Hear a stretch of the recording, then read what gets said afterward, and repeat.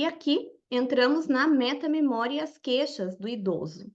Então, então envolve, né, essa autopercepção e essa autocrítica. Então, a metamemória, o que que ela é?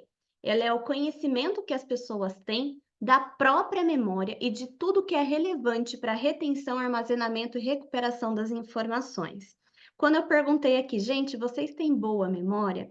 Vocês utilizaram dentro do cérebro de vocês, lá no córtex, várias informações e várias percepções que ocorreram ao longo do tempo para vocês poderem me responder isso. Então, vocês me responderam isso com base em muitas vivências que vocês já tiveram, com base em memórias episódicas de vocês e com base nas funções executivas ditas quentes, ou seja, vocês já têm uma pré-concepção em relação a algumas atitudes, alguns comportamentos de vocês. Isso é natural, todo mundo tem. Então, para vocês me responderem esse tipo de questão, vocês estavam me respondendo pensando, né, sem saber, me trazendo como que está a metamemória de vocês, que é a autopercepção. A gente pode ter uma boa metamemória ou uma baixa metamemória, tá? Então, por que que é importante a gente entender sobre isso? Porque durante o processo de desenvolvimento das atividades, a todo momento, então a metamemória é um julgamento, eu estou julgando como está a minha memória, a minha habilidade cognitiva, a minha perspicácia, né? Então, a minha habilidade, as minhas faculdades mentais. Inclusive, quando a gente fala assim, ah, eu acho que eu tô meio louca, né? Assim, tudo isso é como a gente se percebe, tá? Em termos cognitivos. Então, é a metacognição, né? Então, ela é importante porque a todo momento a gente está se julgando a gente mesmo, né? Então, a gente tem o julgamento antes, durante e após a realização das atividades.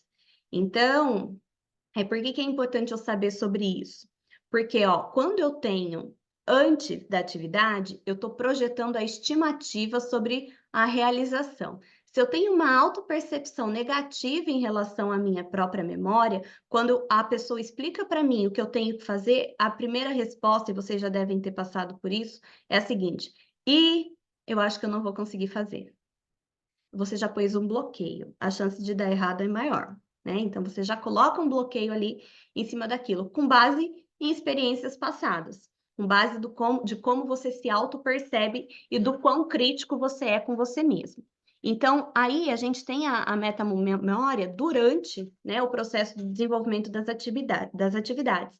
E a pessoa, ao longo do tempo, ela vai estimando, né, se o desempenho dela está satisfatório e adequado para que ela atinja os objetivos. Então, ah, vai dar tempo, ah, não vai dar tempo, ih, eu não vou conseguir fazer, porque eu sempre passo do tempo, isso daí que tá difícil, ah, eu acho que. Então, assim, a pessoa está julgando o tempo inteiro. Ah, eu consegui fazer, legal, então eu acho que o próximo, então, eu vou conseguir fazer também. Então, a forma como você monta uma atividade pode moldar e pode ressignificar a metamemória daquela pessoa. Por isso que sempre, em toda atividade, a gente tem que ter componentes motivacionais, a gente tem que ter reforço positivo. Por quê? Porque se a pessoa tem uma baixa metamemória, a chance dela continuar esses estímulos é baixa. Por quê? Porque ela se acha muito ruim. Então, para que que ela vai continuar? Isso pode ser um fator desafiador para quem tem um perfil de que adora desafios e vai usar isso de uma maneira positiva, mas a tendência é usar isso de uma maneira negativa, pensando que se eu estou ruim, para que que eu vou treinar? Não consigo, não vou fazer. E aí entra num processo de frustração, isso pode desencadear uma série de consequências negativas. E após, né, a atividade realizada, vem aquele julgamento de confiança, né, que reflete o que foi estimada e sobre a probabilidade de até acertado o que foi feito. Mesmo que não tenha acerto e erro, mas tudo que você pede para o outro fazer, o outro vai pensar: será que eu fiz direito? Será que era isso? Será que foi certo? Então, existe essa dúvida e essa insegurança. Então, você pode gerar confiança ou insegurança naquela pessoa, dependendo do que você faz em relação à atividade, tá? Então, é de autorresponsabilidade do terapeuta olhar para a metamemória e de que maneira ela pode manter uma metamemória positiva. Então, os idosos, eles são suscetíveis, né, à modificação em suas capacidades. Então, crenças inadequadas sobre a capacidade, baixo controle do desempenho, limitação das utilizações e eficientes de estratégias de memorização. Por quê? Porque ele já tem uma autopercepção muito negativa em relação ao próprio processo de envelhecimento. Fala: "Ih, eu não sei fazer isso não, eu já sou velho, eu não tenho mais idade para isso". Então, assim, eles já vêm munidos de um alto preconceito enorme em relação ao processo de envelhecimento. E aí eles atribuem, né, muitas vezes, essas dificuldades a serem pessoas mais velhas, a serem velhos, né. Então é a idade, é normal para a idade, né, então vamos manter assim. Eu não consigo, é difícil mesmo. Então você tem que ressignificar essa percepção. E você ressignifica essa percepção fazendo dessa forma, tá? A Leila fala que mamãe utiliza sempre motivação nas atividades que faz com ela.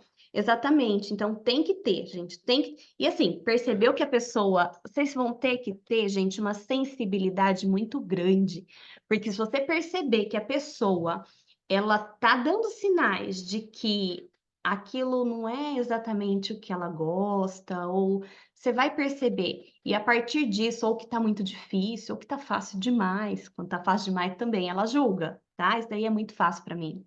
Então, é uma memória boa, mas aí isso também te afasta o cliente de você, porque ele vai falar assim: bom, é uma meta, eu tô bem, eu não preciso disso, né? Então você dificulta a atividade, certo? Então, tem para os dois lados. Idosos com alta escolaridade, pós-graduados, sinto que são mais autocríticos com a própria cognição. Gente, sabe o que que acontece? A gente, quando é para o outro, o que que a gente faz em relação ao outro? Se o outro tem um problema, a gente não vai lá e tenta amenizar o sofrimento dele? Vai lá e abraça. Quando o problema é quando o outro erra, a gente não fala: "Calma, né, foi um erro mesmo, mas as coisas vão se ajeitar". Quando a gente comete o erro ou quando, né, a gente está no papel do outro, geralmente com a gente, o que que a gente faz? A gente usa chibata, né, a gente se bate, a gente se maltrata, a gente não tem compaixão com a gente mesmo. Então é importante ter outra pessoa, no caso vocês, enquanto terapeutas, fazendo esse papel de compaixão, ensinando essa pessoa a se olhar e se amar, né, de todas as maneiras. Então, pode ser crítico, mas até certo ponto. Tem que ter uma criticidade no sentido de estar alerta, por exemplo, ao que pode ser normal ou não em relação ao processo de de envelhecimento. Por isso que a psicoeducação é muito importante. E vocês podem incluir isso dentro de um programa de estimulação cognitiva. Esse explicar as coisas, eu vou mostrar como. Então, quando você instrui, quando você orienta, você começa a fazer com que essa pessoa perceba, se auto-perceba e fala: bom, esquecer tudo bem, mas se eu esquecer desse jeito, aí não tá tudo bem. E ela relaxa. Às vezes, quando ela relaxa, ela aprende até mais, ela vai lembrar até mais. Então, a gente tem essa, infelizmente, né, essa mania de fazer isso, mas é importante que a gente trabalhe isso, vocês com vocês mesmos e vocês com o outro. Então, eles mascaram, né, todos os sintomas. Mascaram mesmo porque eles têm muito recurso cognitivo. Geralmente, o diagnóstico de uma pessoa com autoescolaridade é feito de maneira mais tardia, porque a pessoa, ela dribla. Ela já sabe que ela está com problema, mas ela dribla isso de outras formas, tá? Então, quais são as queixas cognitivas mais comuns do idoso? Esquecer nome de pessoa, esquecer onde guardou o objeto, esquecer se realizou alguma tarefa, esquecer palavras, falar: "Ai, tá na ponta da língua, mas deu um branco, que eu não consigo lembrar o nome daquela pessoa, tô vendo ela na minha frente, mas não consigo lembrar", né? Fenômeno da ponta da língua. Não guardar um número de telefone, esquecer lista de compras. Hoje a gente tem um problemão em relação a guardar o número de telefone, porque tá tudo na agenda do celular, né? Então, talvez não seja tanto uma queixa, mas também é uma queixa dessas pessoas, de uma maneira mais ampla. Quando que esquecer é normal? O envelhecimento é muito heterogêneo. Então, assim, tem pessoas que têm facilidade para algumas coisas, dificuldade para outras, isso é natural. né? E os esquecimentos ocasionais, eles são comuns para nomes, compromissos. É comum a gente ter esquecimento, faz parte. E é esperado que a gente esqueça. Imagina, quando o nosso celular está muito cheio e carregado de foto, por exemplo, ele não trava, ele não fica mais lento para funcionar, ele não fica mais difícil de mexer. A mesma coisa com o cérebro. Para que eu vou guardar tanta informação irrelevante se eu posso usar ou auxílio externo ou se eu posso deletar essas informações porque realmente não fazem sentido para mim? E aí é quando eu não lembro, né? Porque realmente eu deletei aquela informação. É natural. E ter esses quadros de esquecimento, até certo ponto, é normal, é esperado, é bom que exista isso, né? Para fazer uma limpa ali no nosso cérebro, para que ele guarde apenas o que é relevante. Nosso cérebro, ele usa 20% de toda a energia do corpo. Então, ele usa muito, ele demanda muito. Então, ele tem que ser, ele tem que otimizar, né? Então, é por isso que esquecer é normal até certo ponto. Então, no envelhecimento normal, a gente tem uma diminuição na memória de trabalho, tá? Só relembrando, com armazenamento e processamento de informação simultâneas, que é aquilo que eu preciso de um tempo, né? Na atenção dividida, né? Por conta da capacidade de inibição, e aqui também eu incluiria até incluir para vocês já, não só a atenção dividida, mas também mais atenção seletiva, tá? A maior dificuldade de evocação livre. Opa, então vamos voltar aqui. Então, maior dificuldade em evocação livre, a codificação é realizada de uma maneira empobrecida. Então, quando eu estou lá codificando ou decodificando a informação, quando eu tenho dificuldade de evocar, pode ser que eu não codifiquei direito a informação, tá? Então, vamos volta uns passos para trás e vamos colocar direito essa informação no cérebro daquela pessoa. E uma memória prospectiva de tempo, que é aquele lembrar de, por exemplo, tomar um remédio, né? Então, a ausência de uma pista externa. Então, se eu dou uma pista externa, essa pessoa tem uma maior facilidade, tá? E com a repetição, se ela não tem problema, ela vai lembrar depois, tá certo? Então, lembrando que isso daqui é esperado para o processo de envelhecimento normal, a gente volta para cá. Então, o que a gente pensa, o que a gente tem que saber para quando o esquecimento ele não é normal e ele vai ter que ser investigado. Mas lembra, não é porque eu esqueço que eu tenho Alzheimer, né? Não é porque eu esqueço que eu tenho demência, pode ser qualquer outra coisa. E antes de ser essas coisas mais complexas, as outras coisas vão ter que ser todas excluídas. Como é que eu faço isso? Encaminhando para o médico, tá? Em geral, o geriatra. Começa pelo geriatra. Então, esquecer, assim como lembrar, ajuda a sobreviver. Então, a informação ela é selecionada conforme interesse e relevância também. Tem, além de tudo, tem isso, né? Por isso que eu posso ter uma codificação empobrecida ou não. E o que a gente pode ter de componente de acontecimento importante que, se esquecido, é problema? Quando tem a frequência acentuada, então está esquecendo e está esquecendo muito, por várias vezes, de diversas maneiras, quando isso está atrapalhando a vida cotidiana dessa pessoa, então isso está interferindo de uma maneira negativa na vida dela, então, e trazendo até problemas, possíveis problemas, colocando ela em situação de insegurança, inclusive, né, de perigo. Quando existe uma dificuldade de memorização para fatos recentes, isso não é natural, não deveria ser, porque a gente tem um processo de aprendizagem preservado ao longo da vida, então isso não deveria acontecer. E se isso acontece, é frequente, está atrapalhando a vida da pessoa e tem a repetição recorrente, então, se ela fala muitas mesmas coisas, isso não é normal. Isso não é normal. Então, é importante encaminhar para avaliação, tá? Raquel, geralmente vitamina D, né? A Raquel está perguntando quais os tipos de vitaminas que tem que repor para ajudar na cognição. Não é tão simples assim. Para eu falar, né, de reposição de vitamina ou de sais minerais, primeiro tem que saber o quanto que você tem, né?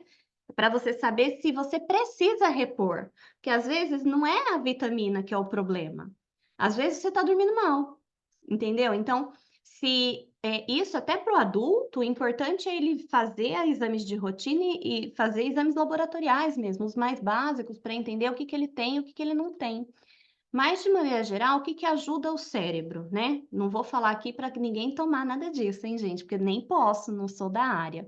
Mas, vitamina D é importante. Então, tomar um solzinho, gente, faz bem para todo mundo, tá? Vitamina D ajuda, inclusive, no humor, né? Ela ajuda, inclusive, para depressão. Outra coisa que ajuda muito na memorização, né, no cérebro, de uma maneira geral, é a vitamina B de bola, né? O complexo vitamínico B também ajuda bastante. Então, são essas duas vitaminas que têm, assim, uma atuação muito importante no nosso sistema nervoso central. Claro, existem as outras que se complementam. Não sou da área, mas, assim, essas duas eu tenho certeza absoluta que influem de uma maneira positiva quando estáveis, né? Quando nas dosagens corretas para o nosso bom funcionamento cerebral, tá? Zinco também, como um sal mineral, né? Um mineral. O zinco ele também é importante para o nosso sistema nervoso central, para bom funcionamento do sistema nervoso central. E outra coisa também que pode ajudar, por exemplo, técnicas de mindfulness também são interessantes, trazem a pessoa para agora, e isso ajuda, né? E pode ser inclusive uma técnica que você pode incorporar aí no processo de estimulação cognitiva, tá? Então, existem muitas coisas que podem interferir, não somente isso. Então, por isso que tem que ir para uma avaliação médica mesmo, para ele excluir isso.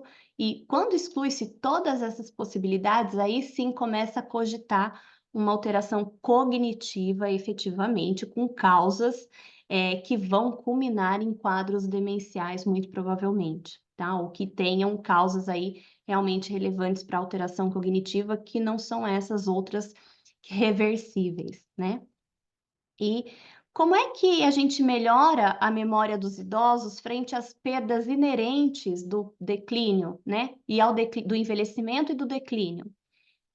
Tem que instigar, né, a prática de exercícios físicos, uma alimentação saudável e um processo de estimulação cognitiva. Isso também ajuda a manter o tônus ou melhorar o tônus. Enquanto ao ômega 3, o ômega 3 também é muito importante. De alimentação, gente, procurem aí, chama Dieta Mind. Vou até escrever aqui.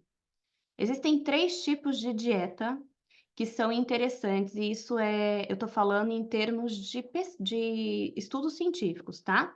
Então, tem a dieta Mind, claro, o importante é ir para o profissional correto. Eu não sou a profissional correta para falar sobre isso, mas em termos de, Jéssica, existem alimentações específicas que melhoram a nossa parte cognitiva? Sim, existem algumas comprovadas cientificamente. Então, tem a dieta do Mediterrâneo, exatamente. E tem outra dieta, então tem a dieta Mind, que chama, e tem a dieta também, que é a dieta DASH. Pode jogar lá no PubMed, vou colocar aqui também, dieta DASH. A dieta DASH, ela é a dieta focada em pessoas com hipertensão arterial e problemas cardiovasculares. Dieta do Mediterrâneo, todo mundo conhece. Dieta Mind também. Se vocês puderem olhar também, as zonas azuis, também fala sobre algumas alimentações interessantes que eles fazem consumo. Gente, alimentos antioxidantes também são super importantes, o ômega 3, enfim, tem várias, né? Tem as vitaminas, várias vitaminas que você pode adquirir por meio de frutas, por exemplo, vitamina D, que é só tomar um solzinho e tá tudo certo, né? Às vezes tem que fazer reposição de vitamina D também, então é importante alguma outra suplementação, então isso daí tem que ir para o profissional médico ou nutricionista para fazer esse tipo de avaliação, tá? As zonas azuis ou blue zones também, estou anotando tudo aqui para vocês. Vão falar sobre isso. Que mais? Tinha mais alguma coisa que eu queria falar. Se vocês procurarem, procurar no PubMed, o PubMed, ele é Ele é uma base de dados de artigos científicos, geralmente relacionados à área médica, né, e afins, à área da saúde, onde existem várias publicações científicas sobre isso. Você jogar essas dietas lá, só que é em inglês, tá? Tudo em inglês. Joga essas dietas lá e aí eles vão dar vários artigos científicos de revistas renomadas que são indexadas no PubMed, né? E vocês podem estudar sobre isso. Tem o Google Acadêmico também, tá?